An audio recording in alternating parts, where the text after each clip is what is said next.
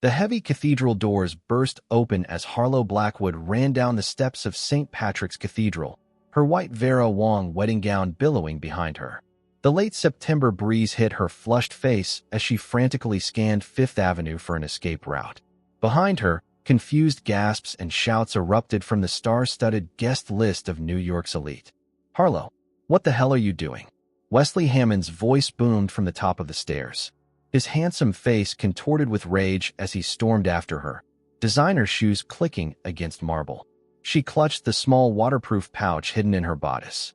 Inside were the photographs and documents she'd discovered 3 days ago in Wesley's home office.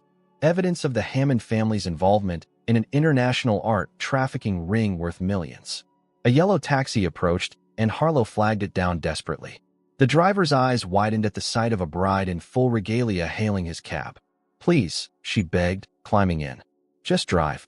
As the taxi pulled away, she caught a glimpse of Wesley's thunderous expression in the side mirror. For a moment, their eyes locked, his filled with fury, hers with newfound determination. "Where to, miss?" the driver asked, eyeing her through the rearview mirror. "Grand Central. Fast as you can." Harlow's hands trembled as she pulled the cathedral veil from her elaborately pinned hair. 20 minutes later, she hurried through the terminal, having abandoned her heels for the emergency ballet flats she'd hidden in her purse. The vintage diamond engagement ring, worth more than most people's homes, was now tucked inside a tissue in her pocket. She'd purchased a ticket to Boston with cash from her emergency fund, but Boston was just the beginning. From there, she would make her way to Windcrest, Maine, a coastal town so small she'd only found it by chance while researching remote locations on the eastern seaboard. As her train pulled out of the station, Harlow finally allowed herself to breathe. For the past year, she'd been Wesley Hammond's personal fashion stylist before becoming his fiancée. The whirlwind romance had captivated New York society, but behind closed doors, things were different. Wesley was controlling, quick-tempered, and secretive. Still, she'd convinced herself she was in love, until the evidence in his office changed everything. It had been an accident, really. While selecting a tie to match his eyes for an upcoming charity gala, she'd knocked over his leather portfolio. Inside were photographs of stolen artwork, detailed shipping manifests with codes she didn't understand, and most damning of all, a personal ledger showing millions in payments to names marked only with initials. Later that same evening, she'd overheard Wesley and his father discussing a shipment coming from a museum in Berlin, calculating their cut on what they called the Dresden job.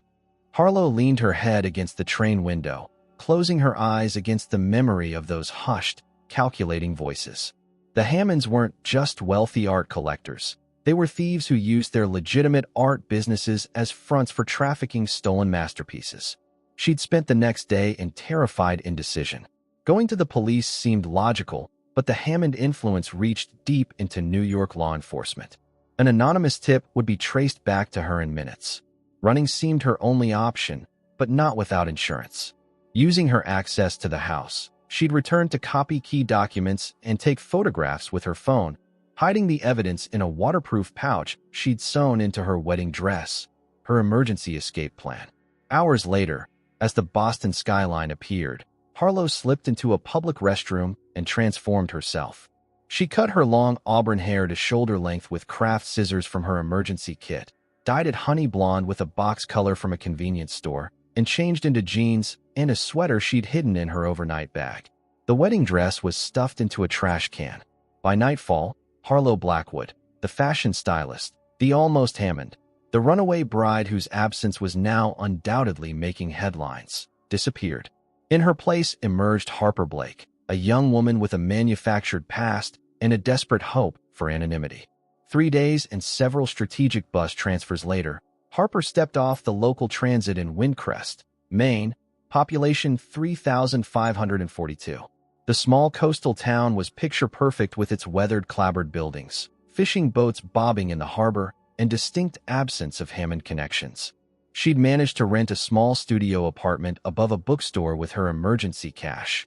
Careful to use her new identity backed by the hastily prepared but convincing documents she'd acquired through a contact in New York's fashion underground. Walking along the harbor the next morning, a handwritten sign in a boutique window caught her attention. "Help wanted." retail associate with design experience. Through the glass, she could see racks of coastal-inspired clothing and locally made accessories. The name, Coastal Chic, was painted in elegant blue script above the door. Taking a deep breath, Harper pushed open the door, bells jingling overhead. An older woman with silver-streaked hair looked up from the counter. "Can I help you?" she asked with a kind smile. Harper glanced at the help wanted sign and back to the woman. "Actually," she said, summoning confidence from somewhere deep inside, "I think I might be able to help you." Thorne Everett stared out the floor-to-ceiling windows of his Manhattan penthouse, the city lights blinking beneath him like a circuit board. On his tablet, he scrolled through the latest headlines. Hammond heir jilted at the altar, mystery of the vanishing bride, and Hammond family humiliated by runaway fiancé. He tapped on the last article, studying the photograph of his cousin Wesley looking shell-shocked outside St. Patrick's Cathedral, surrounded by concerned family members. Thorne hadn't attended the wedding. He and the Hammonds maintained a careful distance, a family schism born years ago when Thorne refused to join the family business, instead building his own tech empire from scratch. "Sir, Mr. Hammond is here to see you." His assistant's voice came through the intercom. "Send him in," Thorne replied, setting down the tablet. Wesley strode in moments later, his normally impeccable appearance disheveled. Dark circles shadowed his eyes, and his usual confident swagger was replaced by agitated movements. "She stole from me," Wesley said without preamble, pouring himself a scotch from Thorne's bar. "Harlow took something important." Thorne raised an eyebrow. "The ring. If only it were that simple." Wesley downed the scotch in one swallow. "Documents. Private family business matters. Things that could damage us if they fell into the wrong hands." "What kind of documents would a fashion stylist understand, let alone steal?" Thorne asked, watching his cousin carefully. Wesley's eyes narrowed. "You've always thought yourself better than us, haven't you? Standing on your moral high ground while we did the work to maintain the family legacy." "I built my own legacy," Thorne replied evenly. "But this isn't about me. What exactly are you asking for?" "Your resources. Your connections. Find her, Thorne. She's not just some embarrassment we can brush under the rug. She's a threat." Wesley's voice hardened. "Find her, get back what she took, and I'll owe you." After Wesley left, Thorne remained at the window, turning their conversation over in his mind. The Hammonds were hiding something significant, something worth tracking down a runaway bride for. Whatever it was serious enough for Wesley to come to him, swallowing his pride despite their years of estrangement. The next morning, Thorne assembled a team in his private conference room. 2 former FBI investigators, a digital forensics expert, and his most trusted legal counsel. "I want everything on Harlow Blackwood," he instructed them. "Background, family, finances, education, work history, friends, social media, travel patterns. Every detail, no matter how insignificant it might seem." His team delivered the first report 3 days later. Harlow Elizabeth Blackwood, 28, born in Portland, Oregon. Parents deceased, father from cancer when she was 14, mother in a car accident 3 years later. Raised by her maternal grandmother until college. Degree in fashion design from Parsons. Impressive career trajectory working with several high-profile clients before landing in the Hammond orbit as Wesley's personal stylist. No criminal record. Excellent credit score. No siblings or close family beyond distant cousins in Seattle. "She's meticulous," noted Julia Reeves, one of the investigators. Her digital footprint went dark immediately after the wedding. No credit card usage, no phone activity, no social media. She planned this. "What about friends?" Thorne asked. Interviews with her former colleagues indicate she was friendly but private. "No one we spoke to has heard from her since the wedding." Days turned into weeks. Thorne immersed himself in the hunt, reviewing security camera footage from around the cathedral, tracing potential escape routes. The trail led to Grand Central Station where she'd purchased a ticket to Boston. But from there, the trail went cold. "Sir, I think we have something," his digital forensics expert said one evening, placing a laptop before him. "We've been monitoring design forums and small business social media accounts in the Northeast based on her skill set. This caught our attention." On screen was an Instagram post from a boutique called Coastal Chic in a town called Windcrest, Maine. The post showcased a new window display with distinctively styled mannequins wearing coastal-inspired clothing. The caption read, "New fall collection designed by our talented new manager, Harper." "Look at the styling details," the expert pointed out. "The layering technique, the unusual collar fold. It's identical to designs Harlow created for fashion editorials last year." Thorne studied the image, then pulled up archived fashion spreads featuring Harlow's work. The similarities were unmistakable, signature touches that stood out to the trained eye. "Windcrest, Maine," Thorne murmured. "Population? Just over 3,500. Small coastal town, primarily fishing and tourism economy." Thorne nodded slowly. "Perfect hiding place. Small enough to disappear, far enough from New York to feel safe." He closed the laptop. "I want everything on this boutique. Ownership, finances, real estate value. And arrange for me to visit Windcrest personally." 2 days later, Thorne's helicopter landed on a private airstrip outside Windcrest. He'd chosen to arrive discreetly, driving himself into town in a rented SUV rather than his usual luxury vehicle. The town was picturesque in that quintessential New England way. White church spires, lobster traps stacked near the harbor, weathered buildings with faded charm. He found coastal chic easily, parking across the street to observe through the windows. For nearly an hour, he watched as customers came and went, attended to by an older woman. Just as he was beginning to doubt his team's intel, she appeared, Harlow Blackwood, now blonde and dressed in casual coastal attire, but unmistakable nonetheless. That evening, Thorne made a call to his lawyer. "I want to buy a small business in Windcrest, Maine. Coastal chic boutique. Make it happen quietly. Use a holding company so it can't be traced back to me." "May I ask why you're interested in a small-town clothing store?" his lawyer inquired. Thorne watched the sunset over the harbor from his rented cottage, thinking of the woman who thought she could run from a Hammond, and by extension, from him. "Let's just say I'm developing an interest in fashion," he replied, "and in teaching runaway brides about the consequences of their actions." Within 10 days, the acquisition was complete. The owner, Margaret Wilson, accepted the generous offer, agreeing to stay on during the transition, but handing over management control immediately. Thorne arranged for the announcement to be made at an all-staff meeting, where he would make his first appearance as the new owner. The trap was set. Now it was simply a matter of watching Harlow Blackwood's carefully constructed new life crumble before his eyes. Harper arrived at Coastal Chic earlier than usual, eager to finish the fall window display before the staff meeting. Margaret had been mysteriously tight-lipped about the meeting's purpose, mentioning only that the boutique was entering a new chapter. The early morning light streamed through the windows as she adjusted the sleeve on a mannequin, her mind already racing with ideas for the upcoming holiday collection. The bell above the door jingled, and she turned, expecting to see Margaret. Instead, Thorne Everett stood in the doorway. Harper's blood turned to ice.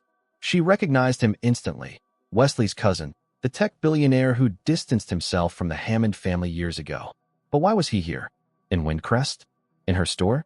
"Good morning, Harper," he said, his deep voice filling the small space. "Or should I say, Harlow?" Her hands trembled as she stepped back, instinctively seeking distance. "I don't know what you're talking about. My name is Harper Blake. Please." Thorne's expression remained impassive as he closed the door behind him. "Let's not waste time with denials. We both know exactly who you are." Harper glanced toward the back exit, calculating her chances of escape. As if reading her thoughts, Thorne moved further into the store, blocking her path. "Running again? That seems to be your specialty." He studied her with piercing gray eyes. "Though I must admit, the blonde hair is a decent attempt at disguise. What do you want?" Her voice was barely above a whisper. "Many things." Thorne casually picked up a silk scarf from a display, examining it before returning it to its place. "Answers, primarily. And the return of what you stole." "I didn't steal anything." Wesley disagrees. "He says you took documents, sensitive family business matters." Harper's mind raced. If he was here on Wesley's behalf, did that mean he was involved in the trafficking operation too? Or was he an unwitting accomplice? Either way, she couldn't risk revealing what she knew. "The only thing I took was myself," she said, fighting to keep her voice steady. "I left the ring." Thorne circled the store slowly, taking in the coastal-themed displays, the carefully curated merchandise. "You've built quite the charming little life here, haven't you?" Harper Blake, boutique manager, small-town fashion maven. The way he emphasized her false name sent shivers down her spine. What happens now? She asked. You drag me back to New York? Hand me over to Wesley? The corner of Thorne's mouth lifted in what might have been amusement. Actually, I had something more interesting in mind. He reached into his jacket and pulled out a folder, sliding it across the counter toward her. Take a look. With trembling fingers, Harper opened the folder. Inside were legal documents, ownership transfer papers for Coastal Chic. You bought the store? She gasped, looking up at him in shock. Completed the purchase last week. Margaret was quite happy with my offer. He leaned against the counter. She's staying on, of course, but in a reduced role. The staff will learn about the change of ownership at today's meeting. Why? Why would you do this? Consider it phase one of a larger plan. Thorne's eyes never left her face. You're going to continue working here, Harlow, but with a slight adjustment to your responsibilities. She shook her head. I won't help you find what Wesley wants. What I want is much simpler.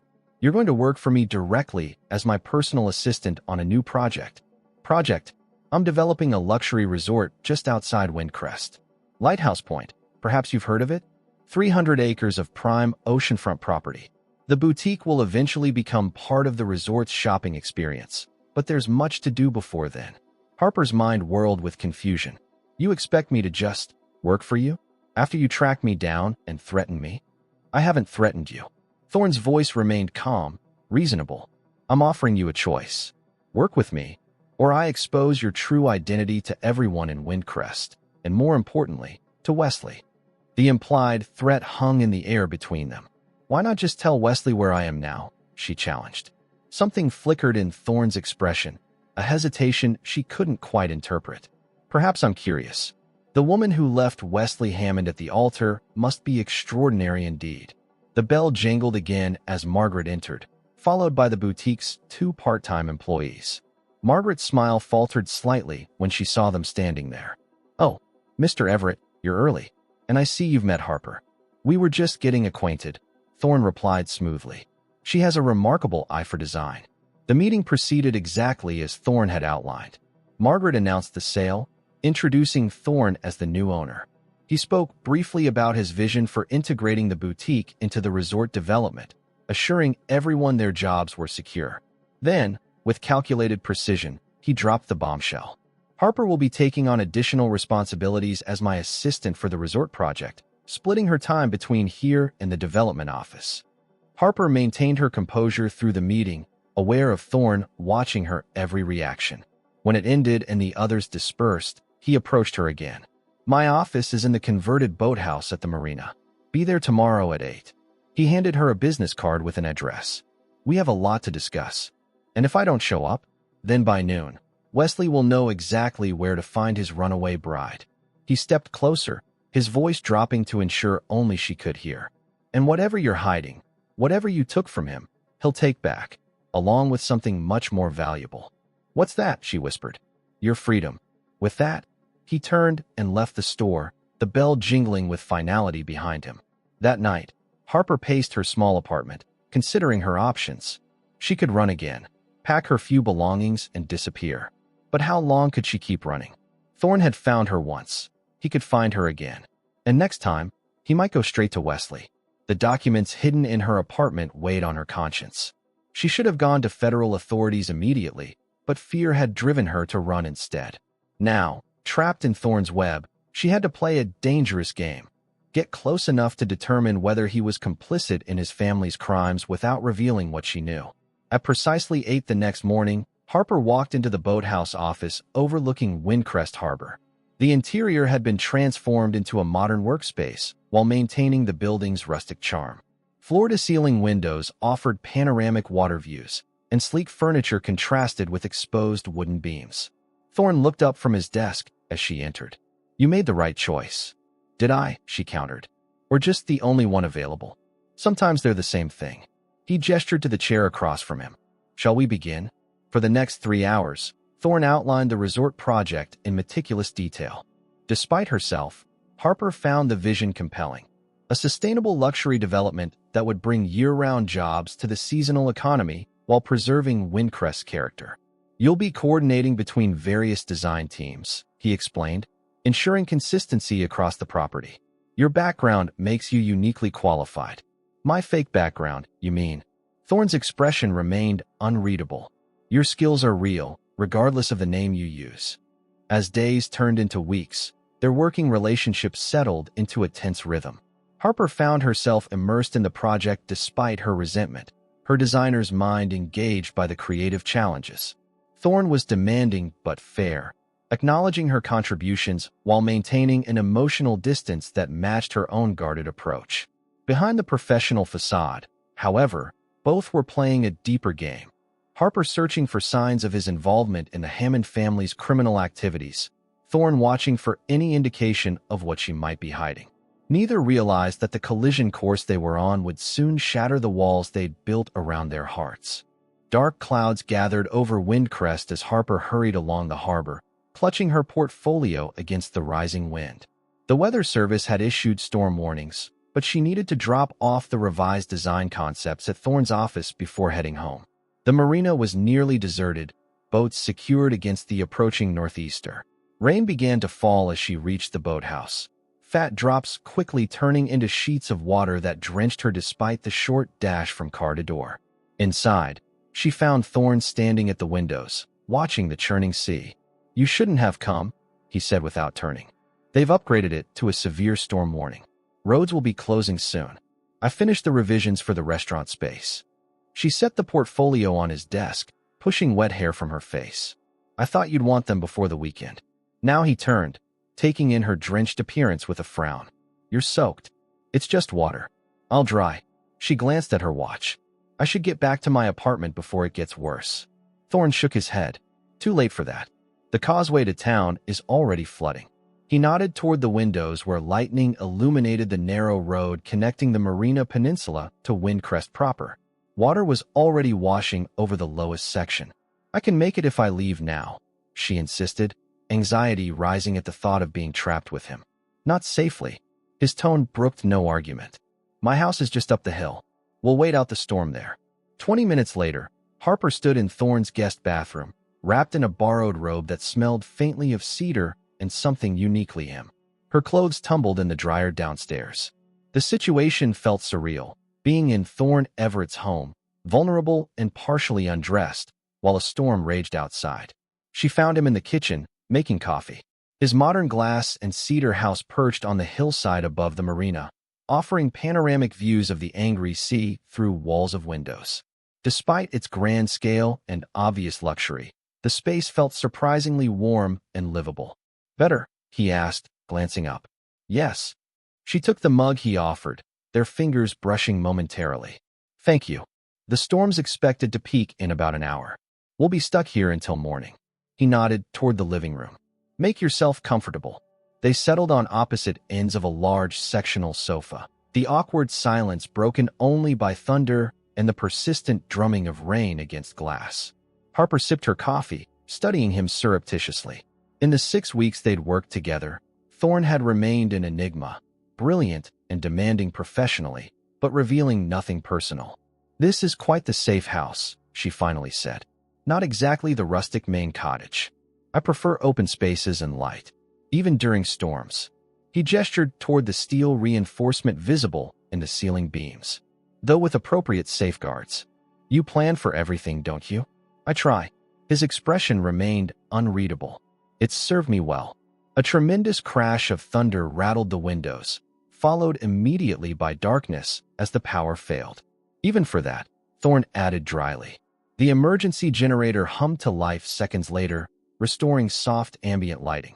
Harper set down her mug. "Why are you really here in Windcrest, Thorne? It can't just be about finding me." "Why not?" "You underestimate your importance to the Hammonds." "I was nothing to them except Wesley's convenient accessory. A stylist he could parade around, then marry to improve his image." Something shifted in Thorne's expression. "Is that why you ran? Because you felt like an accessory?" "I ran because I had to." The words escaped before she could stop them. "Had to?" He leaned forward slightly. "What aren't you telling me, Harlow?" A flash of lightning illuminated his face, throwing his features into sharp relief. For the first time, she noticed the fatigue etched around his eyes, the tension in his shoulders. He seemed suddenly human, not the implacable hunter who'd tracked her down. "Why did you leave the Hammond family business?" she countered, deflecting. What made you build your own empire instead of joining theirs? Thorne was silent so long she thought he wouldn't answer. Then he rose, moving to a cabinet where he poured 2 glasses of whiskey, handing one to her before sitting again, closer this time. My parents died when I was 16, he said quietly. Plane crash. The official investigation ruled it mechanical failure, but I've always had questions. Harper felt a chill that had nothing to do with her damp hair. What kind of questions? About the timing. My father had been arguing with my uncle, Wesley's father, about the direction of certain business ventures. The day before the crash, he told my mother they needed to distance themselves from some of the Hammond activities. He took a swallow of whiskey. 2 days later, they were dead, and I was sent to boarding school. By the time I finished college, I wanted nothing to do with the family business. You think it wasn't an accident, she whispered. Thorne's eyes met hers, gray and cold as the storm outside. I think the Hammonds protect their interests at any cost. The implications hung in the air between them. If you believe that, why are you working for Wesley now? Hunting me down for him? I never said I was working for Wesley. Thorne set his glass down. I said he asked for my help. I never promised what I'd do when I found you. Harper's pulse quickened. I don't understand. Neither do I. Not fully. He studied her intently. But I know there's more to your story than a bride who got cold feet. Whatever you discovered, whatever made you run, it connects to the questions I've had for years. The storm seemed to intensify around them, as if matching the tension in the room. Harper stood abruptly, moving to the windows, needing distance from his penetrating gaze. If I tell you, she said finally, how do I know I can trust you? You don't. His honesty was unexpected. Just as I don't know if I can trust you. But we're both searching for truth about the same family. She turned to face him. Why did you really buy Coastal Chic? Why make me work with you instead of just confronting me immediately? A shadow crossed his face. Because I needed to understand who you are. Whether you were another Hammond pawn or something else entirely. And what did you conclude? Thorne stood, moving to join her at the window. That you're neither what Wesley described nor what I expected. You're, he paused, searching for words, genuine, intelligent, skilled, hardworking. His eyes held hers. Afraid, but brave despite it. Something shifted between them in that moment. A subtle realignment like tectonic plates moving beneath the surface of the earth. I'm afraid because I know what they're capable of, she admitted. What I found in Wesley's office 3 days before the wedding. A deafening crack interrupted her as a tree branch crashed against the roof. The lights flickered ominously. Harper gasped, instinctively stepping closer to Thorne. His hand caught her elbow, steadying her. It's all right, he said softly. The house is designed to withstand worse. She became acutely aware of his proximity, the warmth of his hand through the thin robe, the faint scent of his aftershave. For a dangerous moment, she allowed herself to lean into his strength. You've been running for months, Thorne said, his voice a low rumble she could almost feel. Perhaps it's time to stop. Outside, the storm raged on, but within the shelter of his home, something new and fragile was taking root, a tentative trust neither had expected to find in the other. Dawn broke over Windcrest, the storm-cleared sky a perfect canvas of pinks and golds. Harper stood on Thorne's deck, watching fishing boats return to the harbor. Their early morning journeys resumed now that the waters had calmed. Last night's almost confession hung between them over breakfast, neither quite ready to continue where the storm had interrupted. I should get back to my apartment, she said, setting down her coffee mug. I need to change before heading to the boutique. Thorne nodded, his expression once again composed, the vulnerability of the previous night carefully tucked away. I'll drive you. The causeway should be clear now. The drive into town passed in silence, but it wasn't the tense quiet of adversaries. Something had shifted, a tentative understanding born in the storm's isolation. When he pulled up outside her apartment, she hesitated before reaching for the door handle. Thank you, she said simply. For last night. His eyes met hers, gray and unreadable. We'll continue our conversation soon. She nodded and stepped out of the car, aware of him watching until she disappeared inside the building. At Coastal Chic, Margaret greeted her with barely contained excitement. There you are? Did you hear? The Windcrest Gazette wants to do a feature on the boutique, specifically your designs. They're sending a photographer this afternoon. Harper's stomach dropped. A feature? With photos. Isn't it wonderful? They're highlighting local businesses that are reimagining the coastal aesthetic. Their words, not mine. Margaret beamed. It's perfect timing with the resort project generating buzz. Panic rose in Harper's throat. A newspaper feature meant visibility, exactly what she'd been avoiding. I don't think that's a good idea. The designs should speak for themselves. I'd rather stay behind the scenes. Margaret frowned. But dear, this is your moment. Your fall collection has increased our sales by 30%. People want to know the creative mind behind it. I'm sorry. I'm not comfortable with the publicity. Harper fought to keep her voice steady. Maybe we could focus on the clothes, not on me. I'll see what I can do, but they specifically requested to meet the designer. Margaret patted her arm. Just think about it. This could really put coastal chic on the map. Throughout the morning, Harper moved through her tasks mechanically, mind racing with contingency plans. She could refuse to be photographed, but that would seem suspicious. She could call in sick, but the interview would just be rescheduled.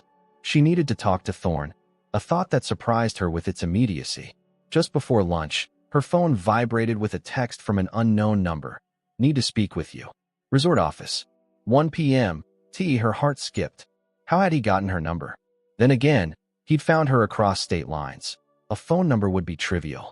At precisely 1 o'clock, Harper entered the boathouse office to find Thorne in intense conversation with an architect. He glanced up, acknowledging her with a nod before returning to the discussion. She waited by the windows, gazing out at the harbor until he finished. Walk with me, he said once they were alone, leading her outside to the marina deck where they couldn't be overheard. There's something you should know. The Gazette wants to do a feature on me, she blurted before he could continue. With photos. Thorne's expression tightened. When? Today?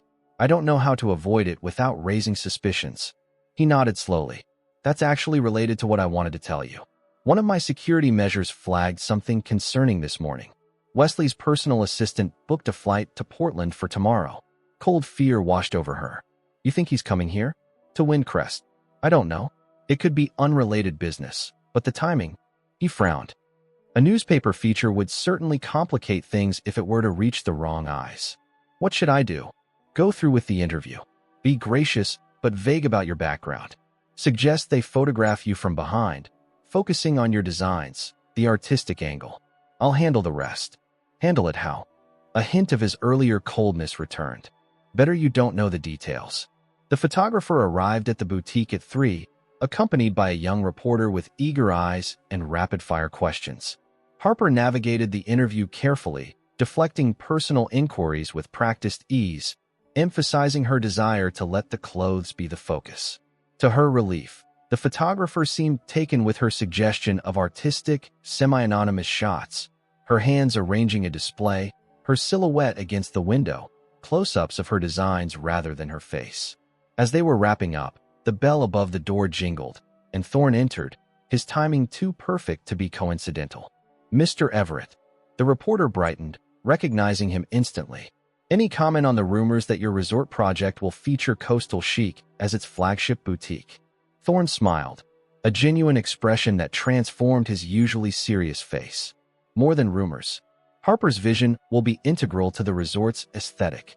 Her unique approach to coastal design complements our concept perfectly. The reporter turned back to Harper with renewed interest. So you two are working closely together? Before she could respond, Thorne placed a hand at the small of her back, the gesture projecting an easy intimacy. Professionally, of course. Harper's talent speaks for itself. Something in his tone made her glance up at him. Their eyes met briefly, and the warmth she saw there seemed more than professional courtesy. After the reporter and photographer left, Harper confronted him in the stockroom. What was that about? Creating a narrative. Thorne replied simply. If your photo does make it back to New York, it's better if Wesley believes you're under my protection. It might make him think twice. Is that what I am? Under your protection? He studied her for a long moment. Would it be so terrible if you were? The question hung between them, laden with unspoken implications. Before she could formulate a response, Margaret called from the front, needing assistance with a customer. That evening, Harper found herself back at the resort office, reviewing material samples with Thorne. Their conversation remained strictly professional, yet something simmered beneath the surface, an awareness that had been growing since the storm. I think the indigo linen works better for the restaurant banquettes, she said, pushing a sample toward him. More durable than the silk blend, but still gives that coastal luxury feel. Thorne nodded, making a note. Good choice. He hesitated, then added, You have a remarkable eye for balancing practicality with beauty. Years of making glamorous things functional for clients who don't want to sacrifice either. He set down his pen, giving her his full attention. Like Wesley, the mention of his name cast a shadow over the moment. Yes, like Wesley. What was it like, working for him before you became engaged? Harper considered the question.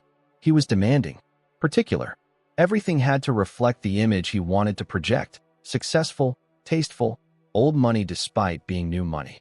He treated me like staff until suddenly he didn't. She looked down at the fabric samples. I should have seen the signs earlier. What signs? His possessiveness. The way he isolated me from friends, from my own clients. How he made all decisions without consulting me, including the wedding details. She shook her head. But he could be charming when he wanted to be. Made me feel special, chosen. Until you found whatever you found in his office, Thorne said quietly. Their eyes met across the table. The moment to continue their interrupted conversation had arrived, but Harper still hesitated.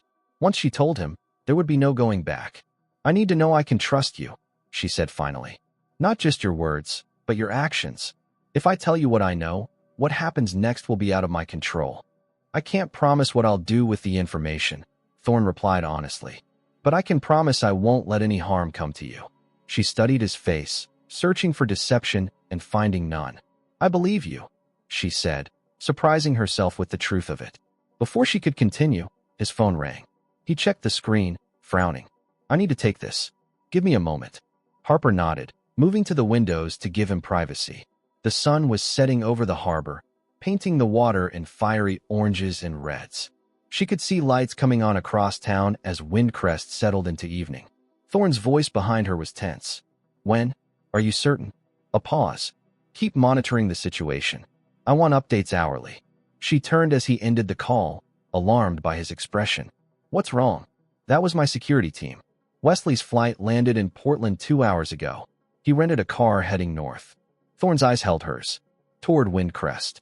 Fear, cold and sharp, sliced through her. He knows I'm here. We don't know that for certain.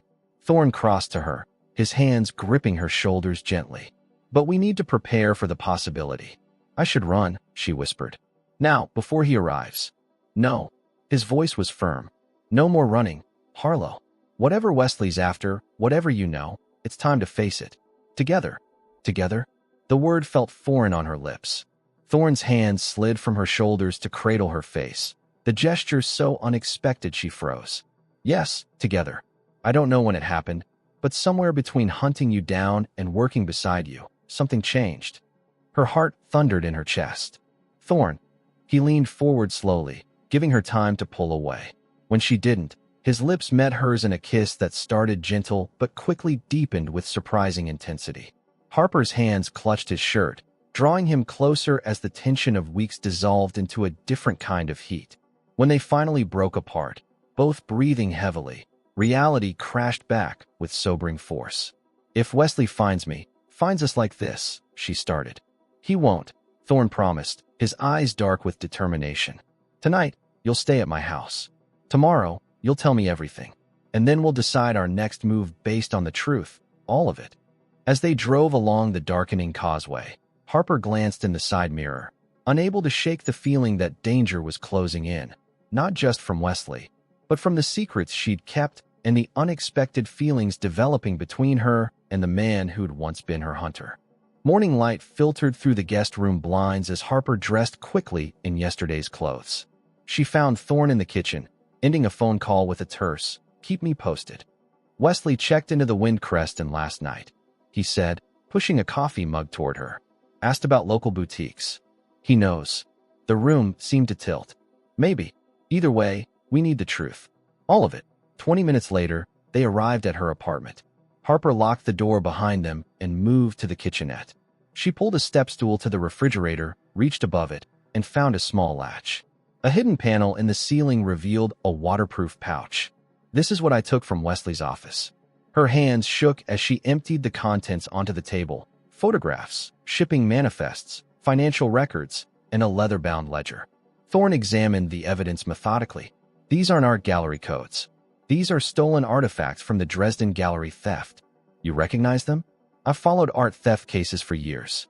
After my parents died, I became obsessed with understanding how legitimate businesses hide criminal activities. She pointed to the ledger.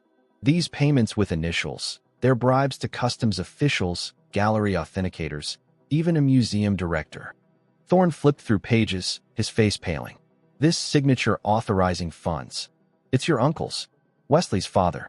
She hesitated before pulling out the final document. But there's something else. This has your name on it. A shell company supposedly registered to you that purchased the Dresden pieces. His expression hardened. They set me up as the fall guy. I discovered it by accident while looking for a tie in Wesley's office. When I confronted him, he said it was just business. That night, I overheard him discussing how your connection through our marriage would make the paper trail more believable. Thorne's phone buzzed. Wesley just entered Coastal Chic. He'll question Margaret. She'll tell him where I live. Pack what you need. Now, they were halfway down the stairs when Harper's phone rang. Margaret. Thorne nodded for her to answer on speaker. Harper. Dear, there's a gentleman here looking for you. Says he's an old friend from New York. Wesley Hammond. He's quite insistent. Tell him I'll meet him at the Harbor Cafe in 30 minutes. Harper replied, keeping her voice steady. They drove to the resort office where Thorne's security team secured the perimeter. Inside, Thorne examined the documents more thoroughly. We should take these to the FBI, Harper insisted. Not yet. We need to understand exactly what we're dealing with. This indicates another delivery next week from the Borghese Gallery. Thorne's phone interrupted them. Everett. His expression changed. How did you get this number, Wesley? Yes, I'm aware she works for me. Why don't you come to my office? We can discuss this in person. 20 minutes later, Wesley entered with practiced concern that faltered when he saw Harper standing beside Thorne. Harlow, thank God you're safe. You've had everyone worried sick. Thorne stepped slightly in front of her. That's close enough. Wesley's eyes narrowed. Cousin, I didn't expect to find you playing hero. He looked at Harper. I assume she's told you some dramatic tale about why she ran. She showed me evidence, Thorne replied evenly. Quite the family business you've built. Is that what she told you? And you believed her? Wesley laughed hollowly. What did you do, darling? Photoshop some documents to convince my estranged cousin to protect you. I saw the originals in your office, Harper countered. I heard you and your father discussing the Dresden job. You misunderstood a legitimate business conversation. Wesley's charm hardened. Return the documents, Harlow, and we can forget this unfortunate misunderstanding. Thorne spread the evidence on his desk. These don't look like legitimate business documents to me. Wesley's composure faltered momentarily. Those are clever forgeries. So you're saying this signature isn't your father's?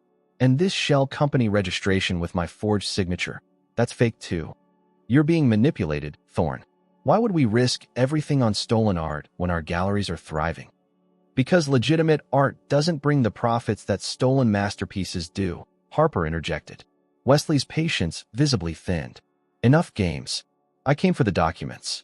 They're Hammond family property. Evidence of crimes isn't property, Thorne countered. Something dangerous flashed in Wesley's eyes. You always were self-righteous, cousin, just like your father. He couldn't understand what it takes to maintain a family legacy either. The temperature in the room seemed to drop. What exactly do you mean by that? Thorne asked, his voice deadly quiet. Wesley smiled coldly.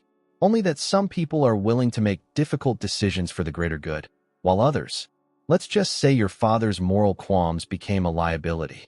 Thorne moved so quickly that Harper barely saw him cross the room before he had Wesley pinned against the wall. You're admitting my parents' death wasn't an accident. I'm not admitting anything, Wesley replied unfazed.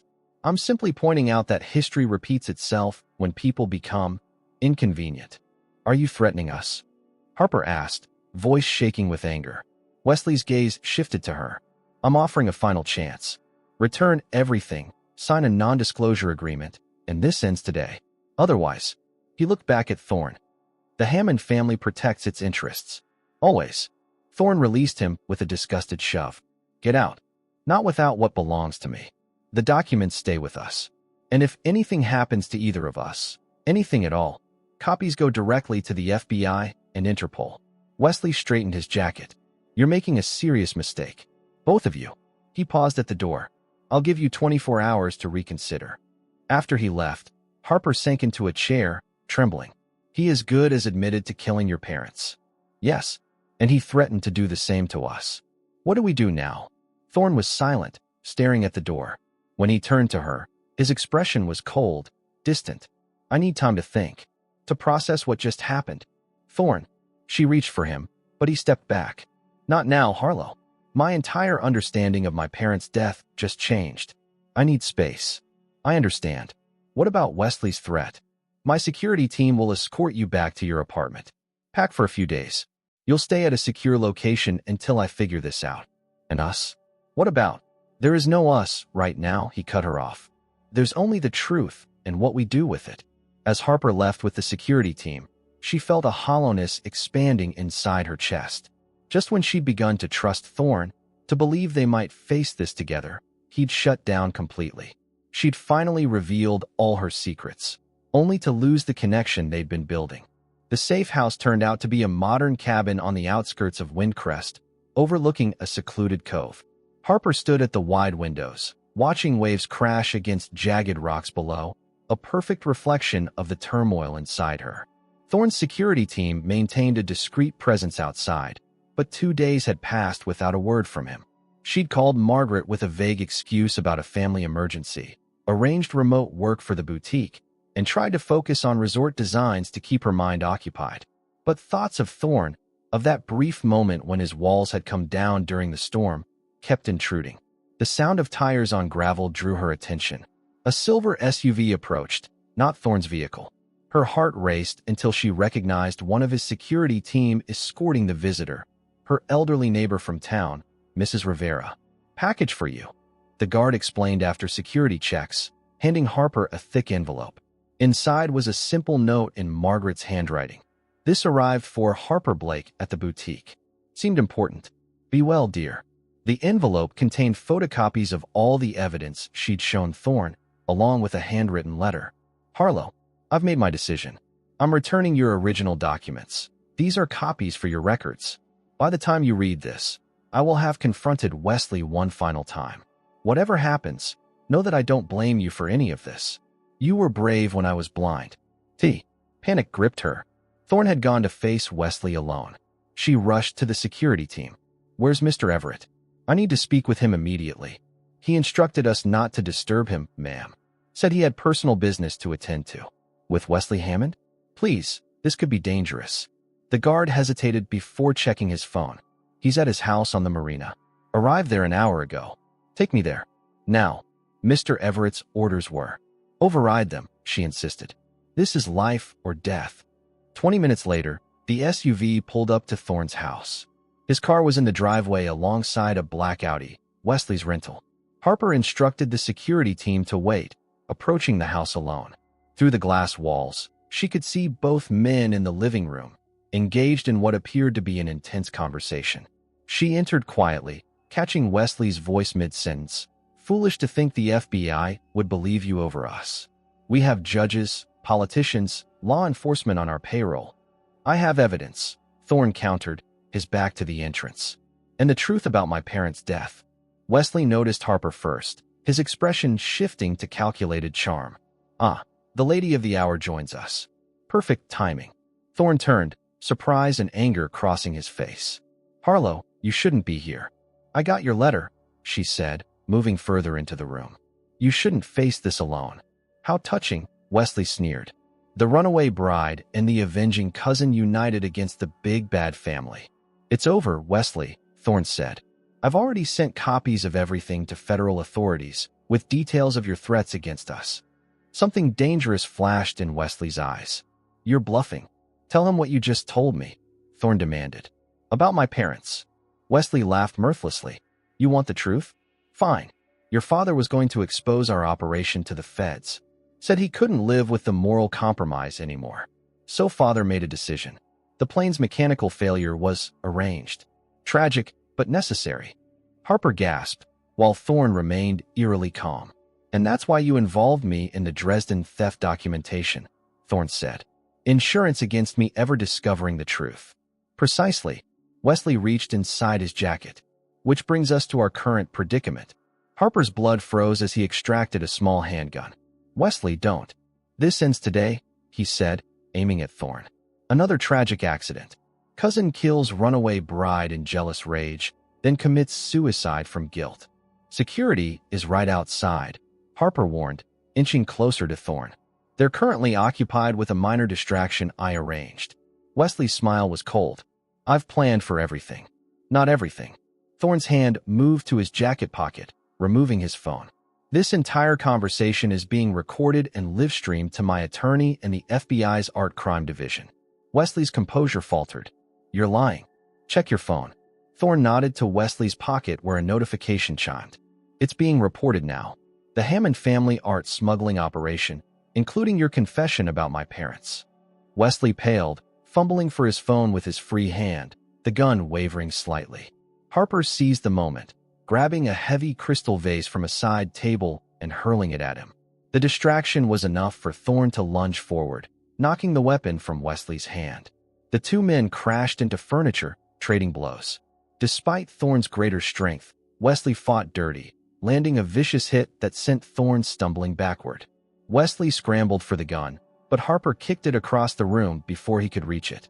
Outside, sirens wailed in the distance. It's over, Thorne said, blood trickling from his split lip. Cops are coming, and the FBI won't be far behind. Wesley straightened, smoothing his disheveled appearance with disturbing calm. This changes nothing. My family will pay the right people. We'll be untouchable, while you two. His laugh was hollow. You'll never be safe. The front door burst open as local police officers entered, followed by Thorne's security team. Wesley Hammond. One officer stepped forward. We have a federal warrant for your arrest. As they led Wesley away, Harper collapsed onto the sofa, adrenaline giving way to exhaustion. Thorne sat beside her, taking her hand in his. I'm sorry, he said quietly. I thought I was protecting you by keeping my distance. By shutting me out. Her voice cracked. After everything we've been through, I needed to process what happened. My parents' murder, my family's betrayal. He squeezed her hand. But I was wrong to push you away. The truth is, I'm falling in love with you, Harlow. And that terrifies me more than anything Wesley could do. She searched his face, finding raw vulnerability where there had once been only walls. I'm scared too, but I'm more afraid of running away again. From you, from us.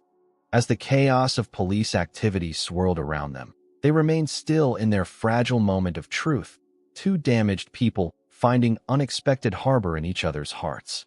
6 months passed like the turning of seasons in Windcrest, gradual yet transformative.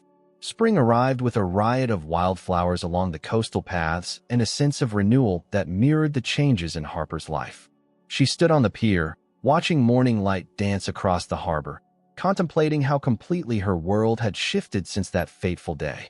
The FBI investigation into the Hammond family art trafficking ring had moved swiftly, aided by the evidence she and Thorne provided. Wesley remained in federal custody, denied bail due to flight risk and the severity of the charges. His father and 3 high-ranking associates had been arrested in coordinated raids across New York, London, and Berlin. The case had sent shockwaves through the international art world, exposing corruption at prestigious galleries and auction houses. Harper had reclaimed her real name, Harlow Blackwood, though many in Windcrest still called her Harper out of habit. The initial media frenzy had been intense, with reporters descending on the small coastal town, but Thorne's legal team had shielded her effectively. Their public statement had been simple. She'd discovered criminal activity, feared for her safety, and fled with evidence. The runaway bride narrative quickly transformed into one of whistleblower courage. The sound of footsteps on the wooden planks pulled her from her thoughts. Thorne approached, 2 coffee cups in hand, the morning breeze ruffling his hair. You're up early, he said, handing her a cup. Couldn't sleep. Too much on my mind. She smiled, accepting both the coffee and the kiss he placed on her temple. Having second thoughts about today? No, not at all. Just reflecting on how far we've come. Today marked the grand opening of the redesigned Coastal Chic boutique, now officially hers. After Margaret decided to retire to Florida, Thorne had transferred ownership to Harlow. The shop had been renovated, expanded, and reimagined as the flagship of a new sustainable fashion brand she'd developed. The boutique would feature local artisans alongside her designs, with a percentage of profits funding art education programs for underserved communities. The construction crew finished the final touches at the resort gallery last night. Thorne said, gazing out at the water. Everything's ready for the exhibition next month. The Lighthouse Point Resort had evolved from its original concept. Rather than the ultra-exclusive enclave initially planned, Thorne had reimagined it as a more accessible luxury destination with a focus on arts and culture. The centerpiece was a state-of-the-art gallery dedicated to showcasing recovered stolen artwork and educating visitors about art theft prevention. I still can't believe how many pieces they've recovered from the Hammond operation, Harlow said. 23 major works so far, with more expected as the investigation continues. Pride tinged Thorne's voice. The Borghese pieces were intercepted before they even left Italy. They walked along the pier in comfortable silence, their relationship having deepened through the shared trauma and healing of recent months. After Wesley's arrest, Thorne had struggled with the truth about his parents' murder, withdrawing into himself for weeks as he processed decades of grief suddenly given new context. Harlow had given him space while remaining steadfast, and eventually, he'd found his way back to her. "I have something for you," Thorne said suddenly, reaching into his jacket pocket. A grand opening gift. He handed her a small box tied with blue ribbon. Inside was an antique silver key on a delicate chain. "It's beautiful," she said, lifting it carefully. "But what does it open?" "Nothing." He smiled. "It's symbolic. The key to your future, one you control completely. No more running, no more hiding." Tears pricked her eyes as she fastened the necklace. "It's perfect." As they approached Coastal Chic, Harlow could see Margaret had already arrived, arranging flowers beside the entrance. The older woman had postponed her retirement to help with the transition and would be leaving for Florida the following week. "There you are," Margaret called, embracing Harlow warmly. "Everything's ready inside. The new signage looks magnificent." The original Coastal Chic name remained, but beneath it now read, by Harlow Blackwood, a public reclaiming of her identity that had felt both terrifying and liberating when the sign was installed. The grand opening exceeded all expectations. Locals mingled with visitors who'd read about the boutique in regional press. Fashion buyers from Portland and Boston expressed interest in carrying her designs. By late afternoon, when the crowd finally thinned, Harlow found herself emotionally overwhelmed. "I need some air," she whispered to Thorne, slipping out the back door. She walked to the small garden behind the boutique where a bench overlooked the harbor. Moments later, Thorne joined her, sitting close enough that their shoulders touched. "Too much?" he asked gently. "Just the right amount," she assured him. "But it's still surreal sometimes, having a real life again, not looking over my shoulder, hearing people call me by my real name. You earned this, Harlow. Your courage made it possible." She turned to face him fully. "We earned it. I couldn't have done any of this without you. That goes both ways." His expression grew serious. "My life before you was all about control, success, keeping emotional distance. I was still that 16-year-old boy who lost everything, trying to build walls high enough that nothing could hurt me again. And now I understand what my parents tried to teach me, that a life without risk, without vulnerability, isn't really living." He took her hands in his. "Loving you has been the bravest thing I've ever done." The simple honesty of his words touched her deeply. Their relationship had evolved naturally from adversaries to reluctant allies to something neither had expected to find. The healing hadn't been linear. They both carried scars that occasionally reopened, but they faced each challenge together. "I have something else for you," Thorne said, reaching into his pocket again. This time he withdrew a small velvet box. Harlow's breath caught. "Thorne, this isn't a proposal. Not yet," he clarified quickly. "After everything, I think we both need more time before that step." He opened the box to reveal a delicate ring with a single pearl surrounded by tiny diamonds. "It's a promise," he explained, "that whatever comes next, we face it together. No more shutting each other out when things get difficult." Harlow felt tears well up as he slipped the ring onto her right hand. "It's beautiful. It was my mother's, her personal favorite, not a family heirloom. She wore it on ordinary days, not special occasions. said it reminded her that everyday love matters more than grand gestures. The significance overwhelmed her. This wasn't just a gift. It was Thorne sharing the most precious connection to his past, integrating her into his future. As the sun began to set, casting golden light across the harbor, they walked hand in hand along the shore toward Thorne's house. Now their house. The path ahead wasn't perfectly clear, but for the first time in years, neither felt the need to control every variable or prepare for every contingency. The runaway bride had finally found home in the most unexpected place, with the man who'd once hunted her. And the powerful billionaire had discovered that true strength came not from wealth or control, but from the courage to love without reservation. In the gentle evening light of Windcrest, their intertwined shadows stretched long across the sand. Two separate silhouettes merged into one shared journey forward.